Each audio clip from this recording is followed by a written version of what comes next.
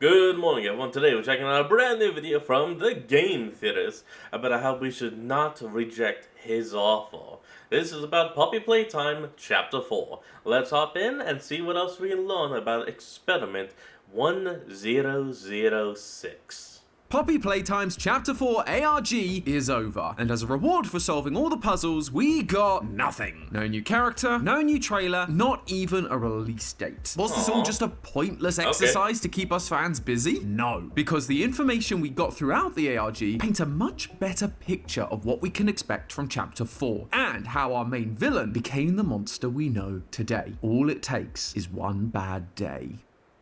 Was he the Joker? Hello Internet! Welcome to Game Theory, the show that's always keeping an eye out for Poppy lore. So you can bet that I was watching the Poppy Playtime Chapter 4 ARG very closely. And I have to say, the ending of this ARG felt rather unceremonious. At the end of Chapter 3's ARG, we got a teaser for the Smiling Critters cartoon and a news report on their cancellation, which gave us theorists a bunch to talk about. But this time, we got nothing. So much nothing, in fact, that the only reason we really knew the ARG was over was because the devs took to Discord and said, "Thanks for playing." Guys, please. I know I joked about this last time, but you gotta stop breaking the fourth wall to give us information like this. Let your content speak for itself, and if it doesn't, then maybe that's something you need to look into. Since then, we did get a short showing off a new character that was found early on in the ARG, Pianosaurus. But it doesn't really give us a whole lot to work with. Hey, Future Tom here, and apologies if... Well, hold on. Before you actually go on to what Future Tom has to say,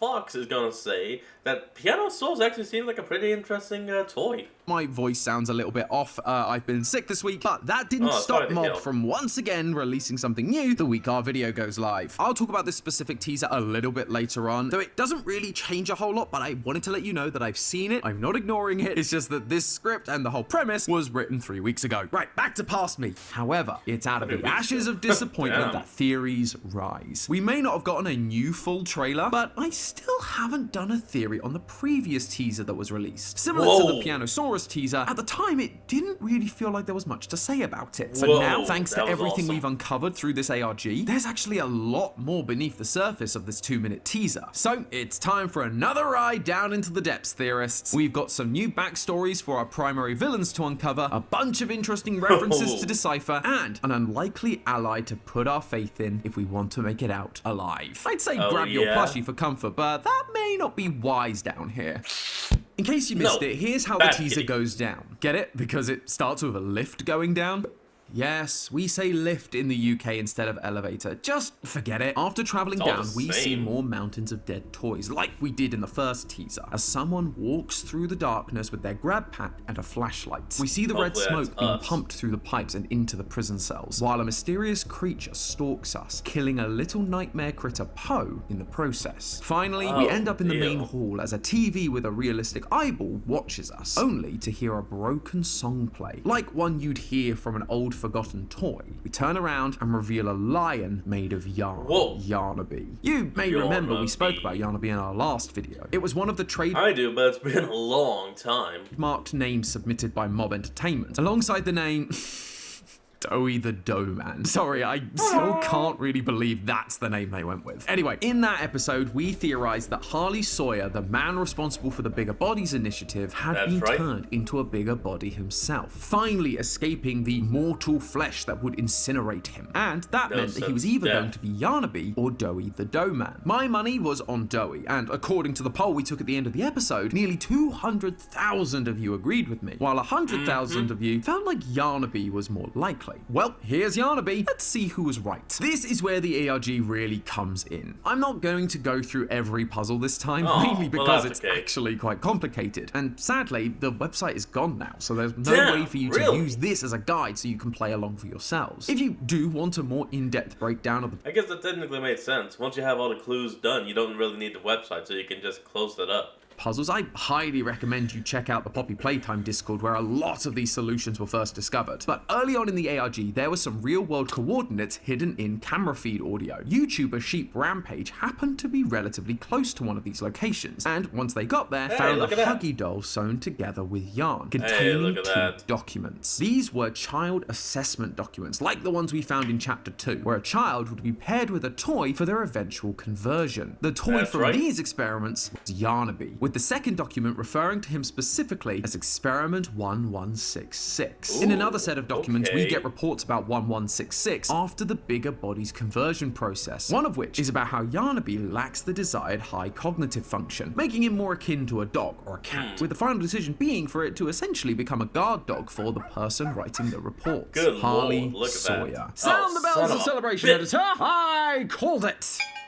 Harley Sawyer did not become Yarnaby, and given that Yarnaby has been revealed in this second teaser rather than the final trailer like Catnap was, I don't believe he's going to be our big bad either. Instead, he's going to be the lapdog for the real big bad, his master. I was going to say that Yarnaby is probably just going to be someone that can chase you throughout the levels, like, well, every now and then and be sent to a sick queue, but you have to either damage it to get it to run away, hide, or something to that degree. Harley. Now, that doesn't mean we're done with Yarnaby. There's been a lot of importance put on him and his character during this ARG, just like in Chapter 3's ARG with Catnap. In that ARG, we found out that the human identity of Catnap was an orphan named Theodore. In the Chapter 4 ARG, we're now being given the human identity of Yarnaby, Quinn Navidson, a young orphan boy who Harley Sawyer took personal interest in. His initial test scores that we see were fine. Nothing great, but nothing bad either. This is where Harley stepped in and tried to relate to Quinn, talking to him about how the other scientists just don't understand Quinn like he does, trying to push him to do better in the next assessment. And it works. Partially. His physical skills do increase, but his mental functioning and musical memory gets worse, which matches what we end up seeing in Harley's report about Yarnaby. Strong, agile, swift, and yet I'd hoped for a greater mind behind it. Later on in the ARG, Harley gains access to an email address, and people began communicating with him directly. When asked about Yarnaby, his response was pathetic. Amusing, but pathetic. Harley sees Quinn as nothing. So, hold on. Quinn became incredibly strong and physical, but somehow his mind just deteriorated? I guess that could have been happening from his exposure with the poppy gas. More than an amusing plaything. Something to be manipulated. And when that manipulation didn't work out fully the first time, he then proceeded to manipulate him further by isolating Yarnaby so that he would answer to no one but himself. Which brings up an interesting point about this recent teaser. At the very start of this teaser, as we head down the elevator, you can hear the final words of Poppy from the end of Chapter 3. Oh, yeah? However, they're distant, as if they're coming from a different part of the factory. At the end of Chapter 3, we were standing right next to Poppy. We're coming! Just hold on! It would be weird for it to sound this different if so it's not us then. This was meant to be the same elevator shaft, which means this teaser isn't from our normal player character's perspective, but someone else's. Who this new person is felt unclear until those details about Yarnaby came to light. Yarnaby was the guard dog for Harley. He was loyal to Harley. And what happens when Yarnaby sees this person at the front desk? Or more importantly, what doesn't he do? He doesn't attack. Sure, he opens his mouth and reveals his creepy alien second mouth, but he's not pulling a Huggy or a Mummy or a Catnap and ripping us to pieces. If anything, he's actually being nice to us. He brought us a gift. Up on the monitor behind the... So that means the person we were watching this trailer must be Sawyer. The desk is the Poe toy that we saw Yarnaby kill earlier, like a cat bringing a bird that it caught to its owner as a present. If Yarnaby is like a pet, then that would mean he's presenting this to his master, the point of view we're seeing from Harley Sawyer. And this is where Future Tom comes back in again, because this new teaser does seem to suggest that while I was right about Harley not being Yarnaby, I wasn't exactly right about it being Doey either. So sorry, Future Jerica, there's a little more for you to edit now. Ooh. Hey, don't look at me. It's not my fault. Blame Mob Games for releasing new stuff every single week. Anyway, in this new teaser, we see a humanoid robotic hand reach for a catnap toy. And then the eye that we saw in the monitor of the Yarnaby teaser flashes on screen. When Mob tweeted about this teaser, they used the phrase, "Someone's been watching your every move." Last time, we spoke about how Harley is the one that's been watching us, recapping chapters 1 through 3 on the Mob Entertainment YouTube channel. And so that means this eye, and likely hand, belongs to him, implying that he's less of a traditional toy bigger body and more like a digitized computer entity with a robotic body that he can use to interact with. You mean a Mr. House? The world. So the Yarnaby teaser can still be from Harley's perspective. It's just his humanoid robot form we're seeing through, rather than his all-seeing eye computer view through security cameras and screens. And that would explain further why the Poe toy was presented on top of the computer rather than on the front desk. Yarnaby was giving it to his master directly. So Yarnaby wasn't right, but neither was Doey, so I guess we'll call this one a draw. What is fascinating about all of this, though, is the complete juxtaposition we get between Yarnaby and Catnap from these ARGs. As a quick reminder, in Chapter 3's ARG, we were introduced to Theodore, the orphan that would eventually become Catnap. We received a number of documents throughout the ARG that told us that Theodore was a little bit of an odd child. He was antisocial and seemed to have an imaginary friend that turned out to not be so imaginary. A drawing of his revealed it to be 1006, the prototype, and they had Theodore looking through the office for documents, stealing a grab pack, and trying to help 1006 reach freedom. Sadly, during that escape attempt, Theodore was badly injured, but instead of running away, 1006 took Theodore to the Playtime Coast scientists in order to save him. 1006 was recaptured, and Theodore became Catnap. But inside their cage, 1006 and Catnap stick together, with Catnap following 1006 like a, quote, lost puppy. Now, look at what we learn about Quinn. He's an antisocial kid with some strange tendencies, like ripping the heads off of toys. He's approached by Harley, who manipulates him into helping him create a better, bigger body. But the experiment doesn't go as planned, and he is deemed a pathetic failure. Harley continues to act like he cares about Yarnaby, but according to Dr. Carmine in one of the reports, he really doesn't, leaving Yarnaby sad and alone, waiting for his master to come home like a lost puppy. In both cases, an authority figure takes an interest in a specific orphan with antisocial tendencies. They then convince that orphan to work with them to achieve their desired goal. The goal doesn't go as planned, and in the end, the kid gets turned into a bigger body, becoming obsessed with the authority figure and their approval. However, the key difference... he's probably about to say it, but yeah, the key difference is that Catnap worshipped 1006 like a freaking god.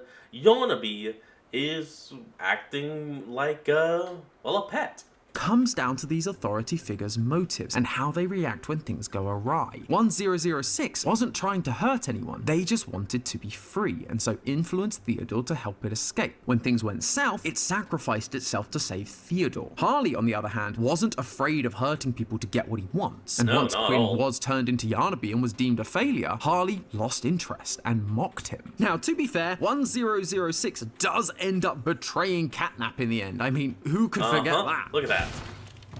But here, we're being shown that if we felt that was bad, Harley is much worse, because he never cared to begin with. He doesn't have any empathy. All he's pursuing is his selfish desire for progress. And actually, this part of Sawyer's personality is front and center throughout the entire ARG. One of the first pieces of evidence we got for this thing was a poster for the Young Geniuses program, an initiative started by Elliot Ludwig to gather the greatest minds of the generation to help Playtime Co. be at the forefront of innovation. Turns out, Harley was one of those bright minds selected for the program. Elliot actually takes a special interest in Harley, saying he was the kind of person that could lead the science of the future. Although as time goes on, Elliot... Well, it says lead science into the future, but yes. ...realizes that Harley's only concern is progress for progress's sake, rather than for the betterment of mankind, which Elliot believes is the true key to driving scientific progress. This then leads Elliot to kick Harley out of the program. And as you might imagine, Harley doesn't take this so well. We found an image of some distorted, torn up paper, creating what looked like the silhouette of a jester, maybe a new character from chapter 4, maybe Doey. Anyway, by separating the image into its color layers and desaturating them, we can see a much more clear message being written. He took everything. I thought you cared. Nobody cares. Nobody understands. Elliot Ludwig is a soft, pathetic, small-minded backstabber. Nothing more. Despite all of this... Okay, that clearly has to be from Sawyer. As we know, Harley does eventually come back to Playtime Co. to start the Bigger Bodies initiative. We even found his offer letter from Leith Pierre and the search Playtime Co. did to track down old members of the Young Geniuses program. Because of course the shady company keeps all your personal information on file after all these years. And this was the 80s. Could you imagine how hard it would be trying to get them to remove that information? Although it's not that much easier now than it was back then. Even with the internet, it can still take years to manually chase down all of the shady data brokers and get them to let go of your data. Thankfully, unlike Playtime Co., we've got the sponsor of today's video, Incogni. I don't know if you know this. Alright, I can actually say good way of leading it in. But I had a motorcycle accident a few years ago. I was fine, but while I was trying to repair my bike, I signed up for one website to let me know when a certain part came back in stock. For years after that, I was inundated with calls asking, have you been in an accident that wasn't your fault? But that is where Incogni stepped in and got all my data removed from the dark corners of the web. I just sat back and relaxed while they did all the hard work. And they kept me updated on all the progress they were making, which was great. More recently, since taking over as host, people started searching up information about me and my family, which led to my parents getting phone calls from strangers claiming to have my passport information, which is way scarier than any indie horror game. But again, Incogni came in and saved the day, and I didn't have to shoot a single grab pack hand. My data was safe, and yours can be too, so long as you head on over to incogni.com/game theory and use the code game theory at checkout to get 60% off an annual plan. Start taking back your data and enjoy your privacy today. That's incogni.com/game theory with the code game theory for 60% off. Now, let's see what happened to Harley once he returned to the factory. Yes, gotta be better than poor old Santi there. Well, something had changed within him. Something was not the same. Sorry, I couldn't help myself. But it wasn't the new perspective Elliot was hoping for. Instead, Harley's picked up a new mantra. Notes from the employees about Harley show us that he liked to remind them regularly that they were all just one bad day away from catastrophe. This phrase is actually repeated a bunch of times because it's later used as a password to access some of the ARG documents. But to my nerdy brain, it was a little more than that, because it isn't just any phrase. This phrase comes specifically from the 1988 Batman graphic novel, The Killing Joke. The plot of this story initially follows a man who fails as a comedian, loses his wife and unborn child in an accident, and then jumps into a chemical waste chute to escape Batman during a heist gone wrong. All those things happen in a single day, and it drives him insane, with the chemicals he dives into turning his skin white, his lips red, and his hair green, creating the Joker we all know today. In the present day, the Joker proceeds to kidnap Commissioner Gordon, attempting to drive him insane, so that he can prove to Batman that all it takes to make someone like him is just one bad day. That's how far the world is from where I am. Just one bad day. The problem is... That's why when that line was said earlier, I was like, who is this guy? The Joker? Joker is using this phrase after the fact, after his bad day turned him into the Joker. So for Harley to be reciting this mantra now in more recent times, it would imply that he has already gone insane. That him losing his place in the Young Geniuses program, Elliot's betrayal, that was the one bad day that pushed him over the edge. And looking back at that note we saw of him not taking the news particularly well, that kind of tracks. It reads very Joker-ish. And actually a lot of his actions do seem to line up with certain iterations of the Joker. Harley started... But which wasn't a Joker. The Bigger Bodies initiative is already an insane idea, but it meant he could continue to chase progress for the sake of progress. I'm a dog chasing cars. I wouldn't know what to do with one if I caught it. You know, I just do things. In that same scene, Joker refers to people in authority like Gordon as schemers that need to be shown how pathetic they are, and that he is the one to do it. Again, Harley regularly sees the people around him as pathetic, those with ideals, dreams, or even just less intellect he considers soft and getting in his way. You can see it with how Harley treats Quinn. I keep wanting to say Harley Quinn. That's like, oh, that's, I can't believe that's just occurred to me. Oh, sorry, I'm in the recording booth literally right now. This isn't scripted. But we have Harley and Quinn. Harley Quinn. Are you kidding me? Oh, this makes so much sense, and it really ties... Dude, Sawyer is literally just Joker in the Poppy universe. And now we found his Harley Quinn. All it took was one bad day, and now he has some psycho that wants to get his attention no matter what it takes. It's literally Joker. Together this Joker thing. Sorry, I'm probably getting ahead of myself a little bit. For those of you who don't know, Harley Quinn is Joker's sidekick that he turns from a normal member of society into a monster. Sounds familiar, right? But while she loves the Joker, to him, at least in some interpretations, she is more like a pet, another pawn that he can abuse and use to further his own goals. Like 60 to 70% of all of the relationships all like this. Exactly like we saw with Harley's relationship to Quinn. And in typical Joker fashion, all of this culminates in one insane grand finale. At one point during the ARG, players were able to unlock a new page that displayed a set of nonsensical sentences. He asked if I still dream. Why? This changes nothing. A broken leash. Caskets. I do. What became of her? Theater incident. Still, it's strange the things that linger. Quickly, people began to notice that theater incident was hyperlinked, and that gave them a zip folder containing a number of burnt items, like a theater projector, a Huggy doll, and a candy cat. And right at the end of the ARG, we got to hear a conversation between some of the higher-ups at Playtime Co. discussing an incident, which is heavily implied to be the same theater incident. The crux of the conversation is whose head's on the chopping block for this incident. What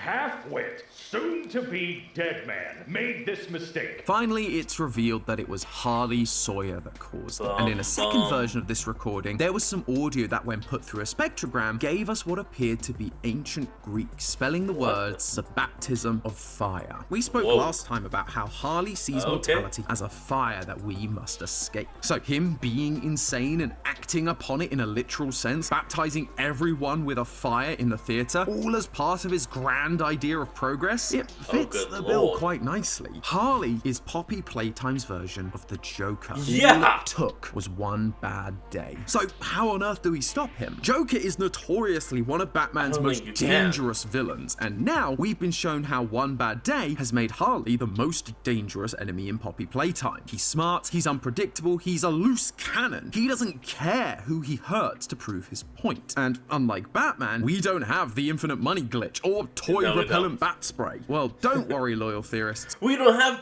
shock repellent!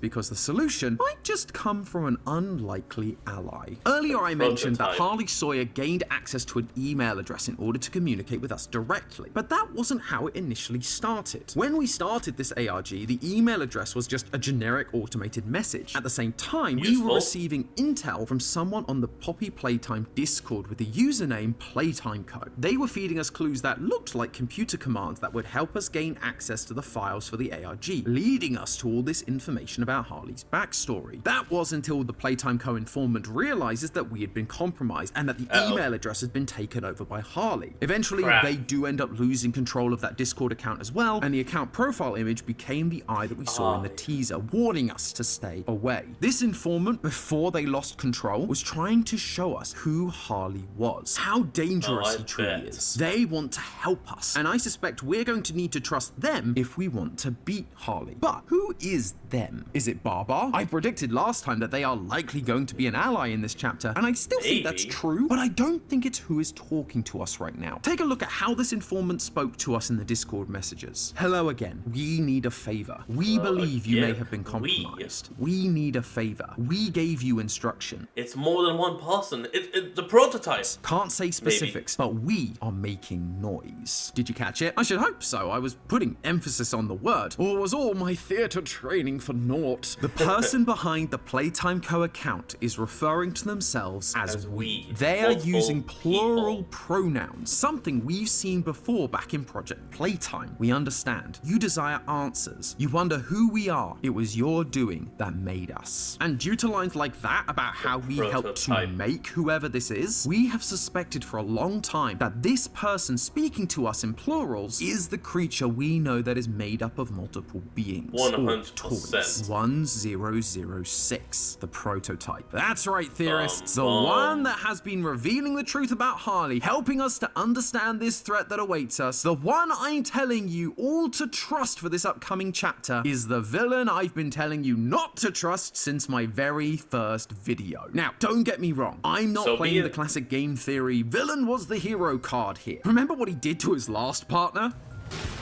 I still and don't trust 1006, but previously we spoke about how our player character is likely PW, a biologist that worked for Playtime Co. that wrote the notes we see in the orientation notebook. Due to him having the same birthday that Bunzo Bunny mentions in Chapter 2, I know when your birthday is, June 28th. And how the smiling critter cutouts seem to associate us with screaming, because PW was the one that helped experiment on them. Hey, I remember you.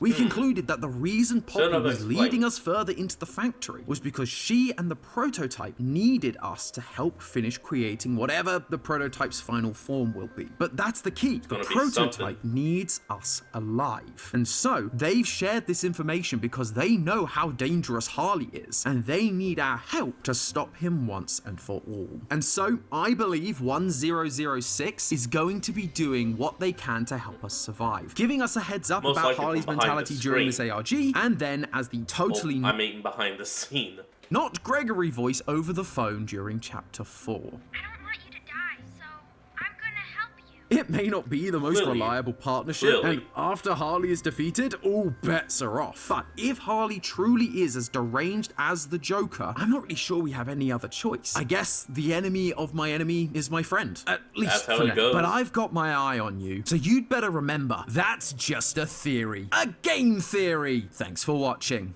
And if you... Alright everyone, that's going to be the end of today's episode. I hope you all enjoyed this. Remember to like, comment, and subscribe for more. Link to the original will be in the description below, and I'll see all of y'all next time when we flick back on. Until then, this is Fox, signing out. Peace.